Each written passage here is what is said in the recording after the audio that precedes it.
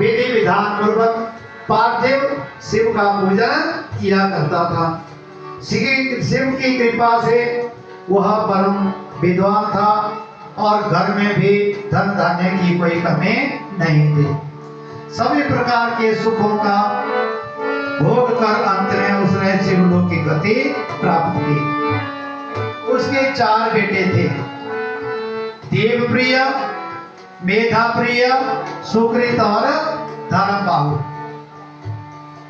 ये चारों आचार विचार व्यवहार में अपने पिता के जैसे ही थे। होता है पिता के गुण स्वाभाविक रूप से बालकों में आ ही जाते हैं। कहते हैं कि बाप पर पूत नस्ल पर घोड़ा, बहुत नहीं तो थोड़ा थोड़ा। पूरे गुण नहीं आएंगे तो थोड़े थोड़े तो जरूर आएंगे ही। तो ये चारों भाई भी अपने पिता के जैसे ही थे। उनका आचार विचार व्यवहार अपने पिता के जैसा ही था। उनके पास रत्नमाला नामक एक पर्वत था उनके घर के पास। उस पर दूषण नाम का एक राक्षस रहता था। दूषण क्या हुआ? दूषे इति दूषण, जो किसी चीज को दूषित करता है या जो सबको दूषित करता है उसको दूषण कहते हैं। उस दूषण ने तप के द्वारा ब्रह्मा जी को प्रसन्न करके वरदान पा लिया था। तभी से वह धर्म का विरोधी बन गया था। प्राय होता ऐसा है कि जिस व्यक्ति को यहाँ तो दानव के वाले जिस राक्षस को शक्ति मिल जाती थी वो फिर धर्म के विरोधी कार्य करने लगता था। हालांकि शक्ति कैसे प्राप्त करते हैं? दैत्य भी धर्म के मार्ग पर चल करके, ब्रह्मा जी की आराधना करके, भगवान विष्णु की आराधना करके, भगवान शिव की आराधना करके तभी वरदान प्राप्त करते हैं। लेकिन जब उनको शक्ति मिल जाती है, ताकत मिल जाती है, तो फिर धर्म के विरुद्ध कार्य करने लगते हैं। क्योंकि सत्ता का जो मत है वो बड़ों बड़ों को भी अंधा कर देता है और उन्हें मार्ग से भटका देता है।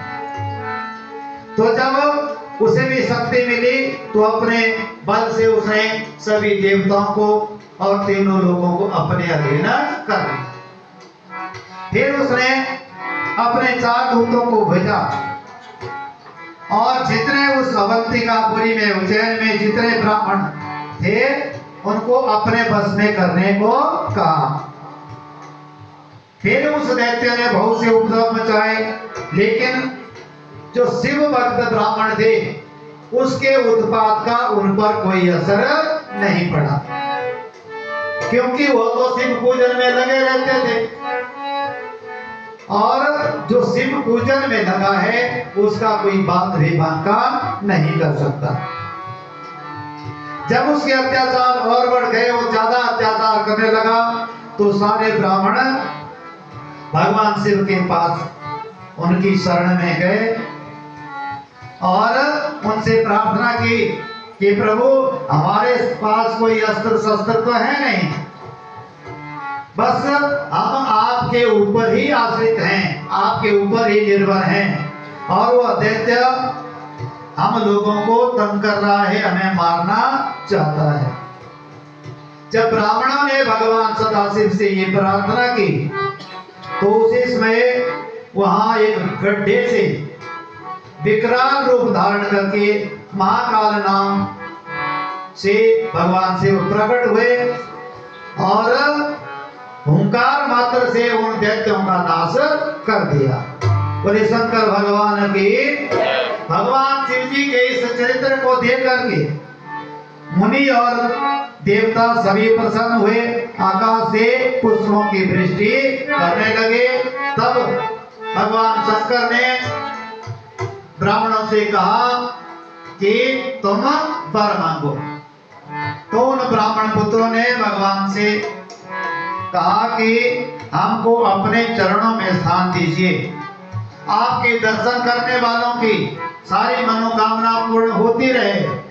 ब्राह्मणों को वरदान देकर के भगवान सदाशिव महाकालेश्वर नाम से वहीं पर विराजमान हो गए। बोले महाकालेश्वर भगवान के